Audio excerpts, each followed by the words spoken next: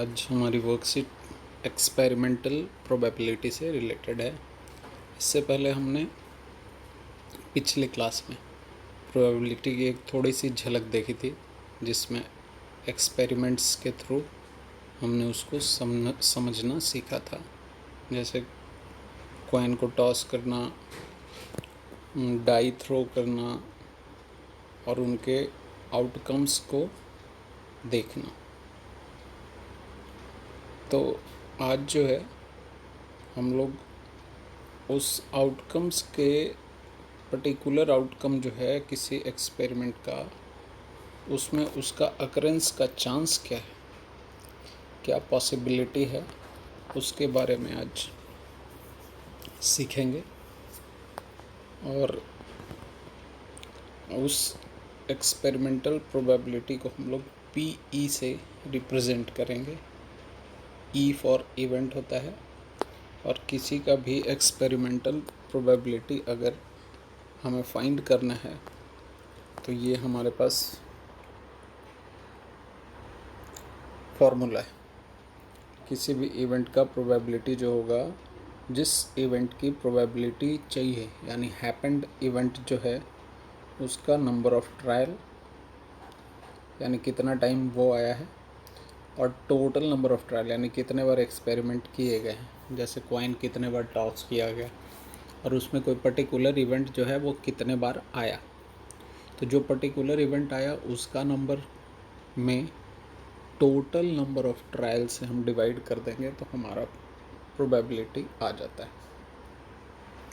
सुविधा के लिए हम लोग प्रोबेबिलिटी वर्ड का यूज़ करेंगे।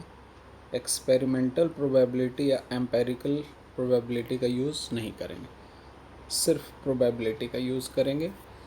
एम्पेरिकल प्रोबेबिलिटी का मतलब है probability in the term of maths, in the term of calculation, in the term of numbers. तो ये होता है एम्पेरिकल प्रोबेबिलिटी। तो आइए अब हम लोग आगे बढ़ते हैं, इसको एक एग्जाम्पल के साथ समझेंगे। अब यहाँ एक क्वेश्चन है, क्वेश्चन नंबर 1 एग्जाम्पल दिया हुआ है कि अ कॉइन इज़ टॉस्ड 1000 टाइम्स। तो क्लियर हो गया, यहाँ पे हमने टोटल कितने ट्रायल किया है, 1000 ट्रायल।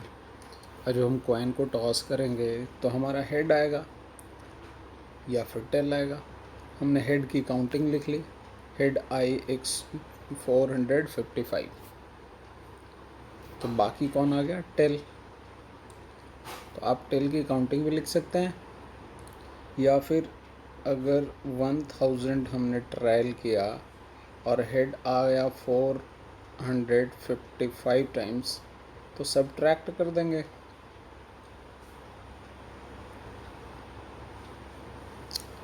तो इससे भी हमें पता चल सकता है, अगर टेल दिया नहीं हो तो हेड ही और टेल ही आया था, और तो कोई आएगा नहीं इसमें।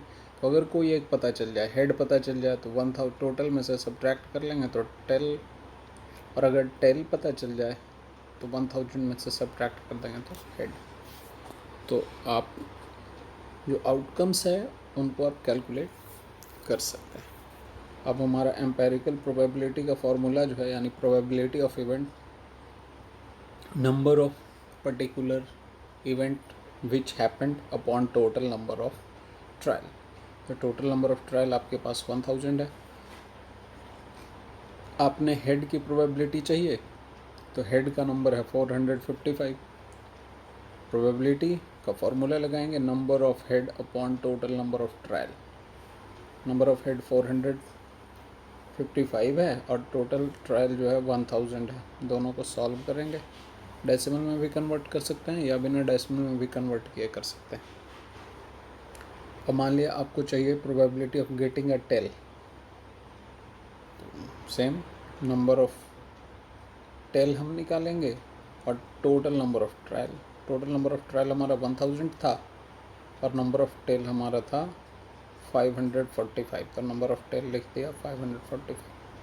अभी आ गया 0.545, डेसिमल में बदल दिए तब।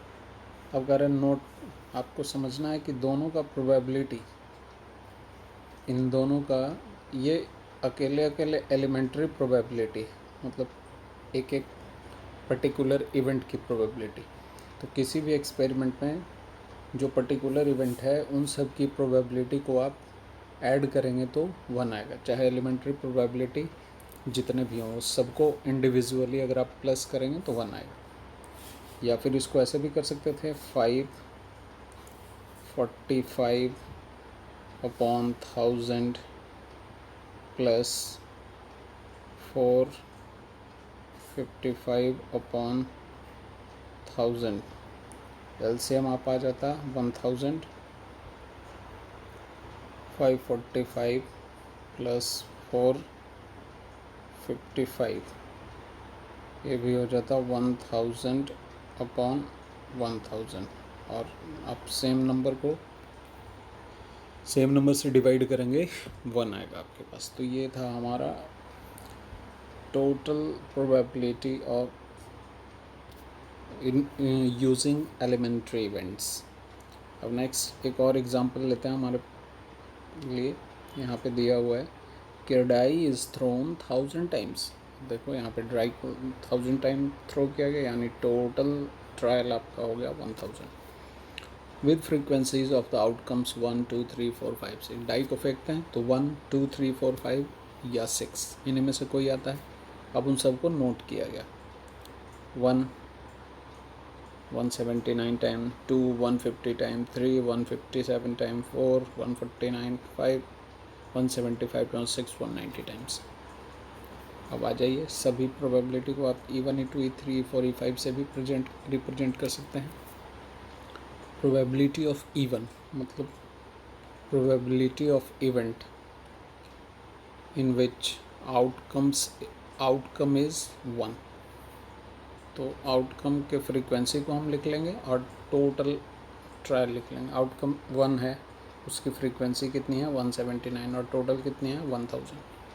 जहाँ से 179 अपॉन 1000 आंसर आ गया।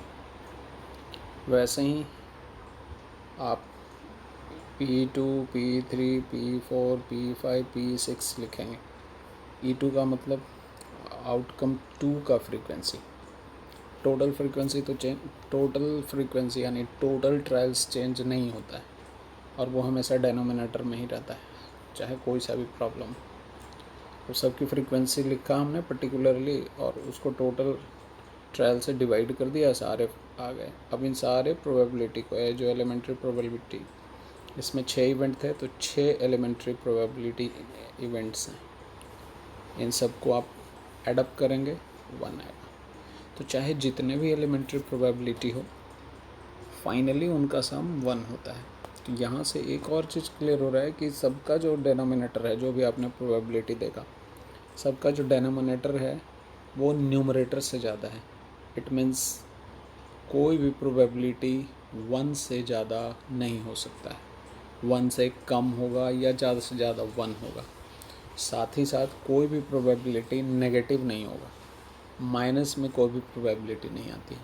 तो यहाँ से एक और चीज़ क्लियर हुआ कि हमारा जो प्रोबेबिलिटी किसी भी इवेंट का है वो 0 से ग्रेटर है और 1 से स्मॉलर है। यानी 0 भी हो सकता है, 1 भी हो सकता है और इनके बिटवीन में हो सकता है। 1 से ज़्यादा नहीं हो सकता है, 0 से कम नहीं हो सकता।